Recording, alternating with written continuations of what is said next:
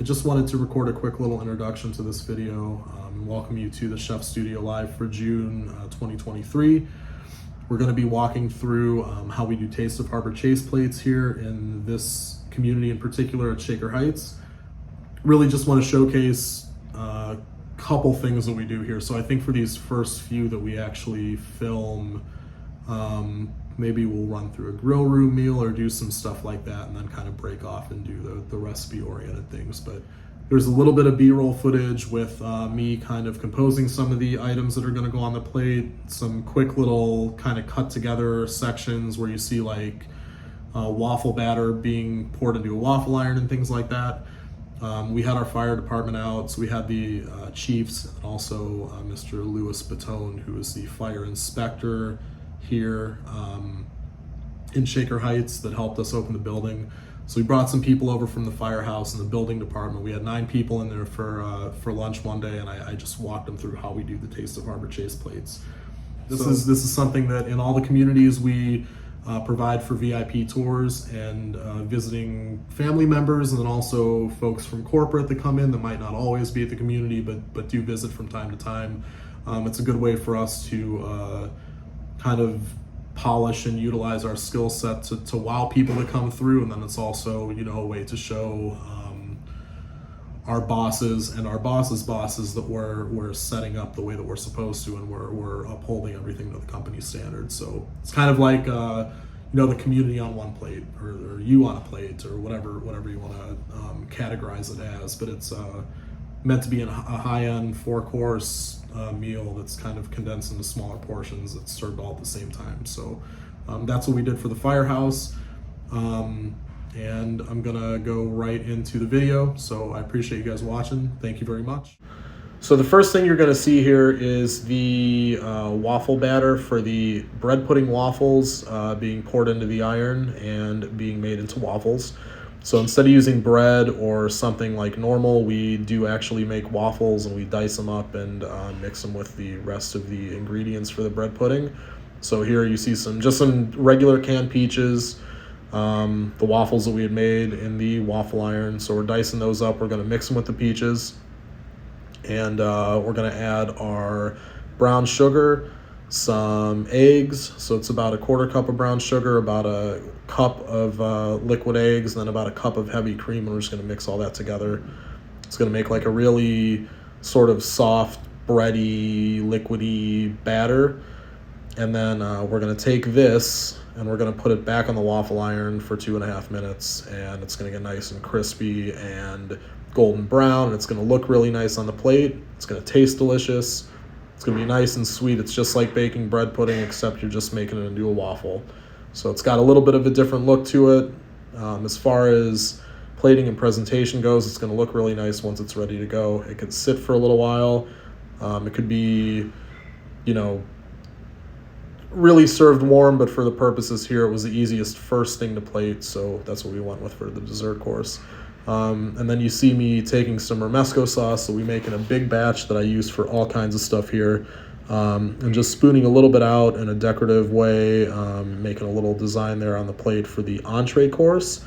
So romesco sauce is traditionally ancho chili peppers, tomatoes, onions roasted with some bread and some nuts, and you kind of blend everything together with spices and make like a very Spanish style tomato sauce. It's really good with everything. I like it with pork a lot, but here we're using it with the beef. So then you see me kind of searing off the beef here. I like to get some grill marks on it just for looks, really. Put it in a pan with a little bit of butter alternative, and we roasted it to about 110 degrees. So you can see here it's kind of like prime rib consistency. Just wrapped it with plastic and let it sit in the cooler for a little while until we were ready to slice and serve it. And there you see that. So that's going to sit until we start plating the entrees. We're actually going to sear the outside of those to heat them back up to plate. So you'll see me do that here in a little bit. So for the salad course for this, we decided to just do a traditional like romaine and got a little decorative with how we plated everything. So you see the strawberries and the cucumbers and the carrots that we had prepped kind of point upwards there. And then the carrots we peeled and kind of coiled up, almost like a spaghetti or a long pasta. The balsamic dressing that we are serving with this is made in-house. It's very easy to throw together a vinegar and oil-based dressing, so we try to make those as much as possible from scratch. So you could already kind of see the plates coming together. You could see how these plates that we have for our taste of plates are like 4-quadrant, so it does kind of separate everything and create a small vessel for each course as well. So I like to try to just set up and get everything ready to go as much as I can as I go, so we can do the soup and then the entree last, because those are going to be the two hot things that are going to go onto the plates. Here you see me kind of explaining to everybody what the plates are going to be. So the final couple people from the building department had arrived, and I'm just addressing what's going to be going on with the camera footage and things like that here. Explaining the romesco and the zucchini and squash and the beef tenderloin, the tomato basil soup with the queso fresco and the fresh chives and the deep fried saltine crackers that are going to be plated up as well. Explaining the the bread pudding waffle and the salad and everything else, and just kind of walking them through what we do utilize these plates for. Going through the kitchen and the preparation and showing them how everything is staged, and we'll get them in and out of here basically, because they're firefighters. Obviously they're busy, they've got stuff they need to go and do. They did ask a couple questions about how food service here goes, because they haven't really seen anything like we do before. Harbor Chase obviously in general is a very food focused community. Having 5 dining venues is a pretty big deal. So did kind of explain utilizing certain tools and things in the chef studio as well, and what this area is for in particular. They did tell me that there was going to be one more person coming, so here you see me slap together a 9th Taste of Harbor Chase plate real quick, just to make sure that I have enough stuff for everyone. My fault for not being prepared, but this is just part of the job, so you get to see us kind of fly and float around a little bit to make it happen. Really easy to make it happen. It's just soup, salad, entree stuff. A couple pieces of the larger slices of beef we did have to trim down a little bit to create that 9th portion, because originally they told me that the reservation was going to be for 8. Again, my fault, should have been prepared.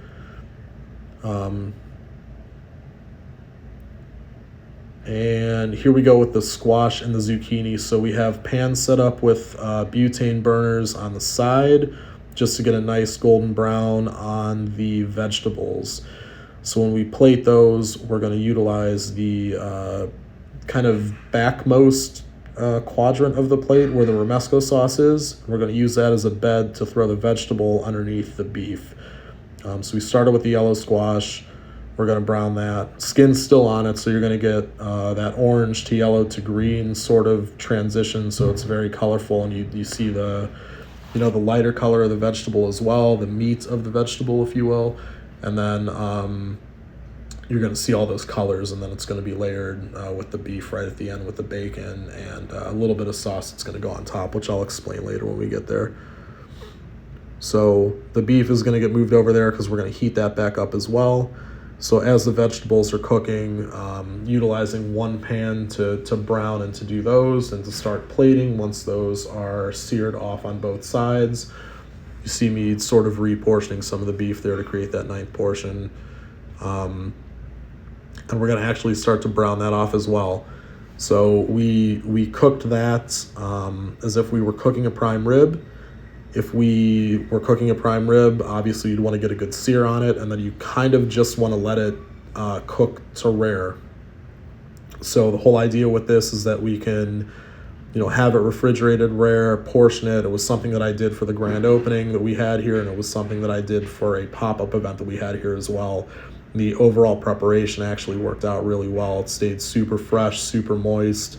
You can get the pan really hot with a little bit of liquid butter alternative, so it doesn't smoke up too much when you drop the meat into the pan. You're not using, real butter or really hot, heavy oil, something that's going to burn up like crazy. So you can get like a good, dark, little more than golden brown sear on that.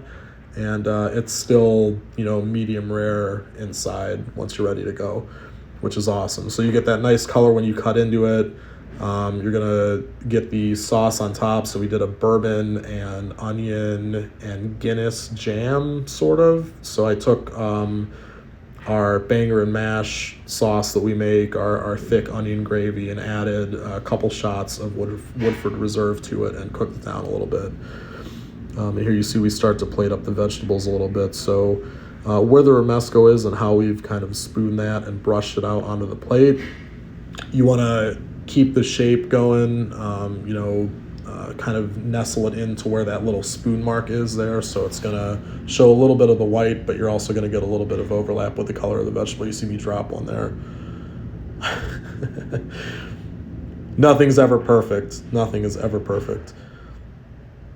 So again, we go squash, zucchini, and then the beef as the sort of top plate there, top of the entree part of the plate. Here you see we're plating the zucchini now. So we've browned off the zucchini and the squash, and we've got the beef going in the other pan there, ready to plate up as well. So we're kind of trying to finish these up. Just going through each plate and making sure it looks pretty uniform. I mean, we want all of these to be sort of in the same color order, and then also the same facing the same direction. I'm really into everything facing the same direction, things like that. So every plate is really going to look, nobody's going to get anything different. Everything's going to look exactly the same. And here we've got the beef coming out, getting plated up right over top, kind of shingled over top in the opposite direction of the zucchini and the squash. So you'll be able to take a fork and a knife and kind of slice right into the vegetable across the skin, get a good slice of each one, and then also get a good slice of the beef and the romesco sauce all in one bite, and it's going to be delicious. That's kind of what the intention is. I mean, I know it's a really small sort of vessel for an entire entree course, but it's really sort of condensed, and the bite itself is very flavorful, and everything kind of goes together. I mean, you really want to take that into consideration if you do this too, which I think all of us probably do. We've almost got all the plates ready to roll here. For the soup course, we generally do this the same way every single time. There's a restaurant here called Cordelia that I really like that deep fries saltine crackers for service with certain items, and I think it's fantastic. Don't know why it's so good or how it's so good, but it's just one of those things that you wouldn't normally think to do or that it would make a difference. So shout out to Vinny Samino. I totally stole that from you. Tomato bisque, a little bit of queso fresco, deep fried saltine cracker. Looks cool, looks different, sounds totally different from what you would normally expect, as opposed to just opening up a bag of saltine crackers and dumping them into your soup or crushing them up into your soup. These bowls too are awesome. The spoons that accompany them fit right into that lip there on the side. I know it's meant to be a handle, but you could also just plate them like that. And here we are just kind of finalizing all the plates. They are all being served and ready to go, and we're going to sort of take a step back at the end and look and make sure that everything's all set and ready to go. I think too, like, doing this for a group of people, they're kind of blown away by the fact that we're an assisted living company or a senior living company, and we're able to do stuff like this just kind of at will. It gives you, it's very easy to throw together small portions of things that you always have. And here we're taking that banger onion gravy that has the bourbon in it as well, that we cooked into sort of a jam to put on top of the beef. Normally we'd probably do a demi-glaze or something like that with the bacon wrap tenderloin, but this was readily available and I wanted to try something a little bit different.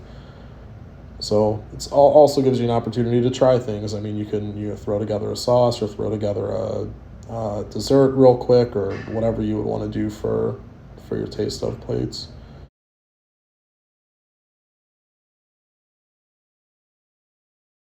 our group here real quick, and then zoom in on the plates, and that's their lunch. So everybody was pretty impressed with everything that we had done.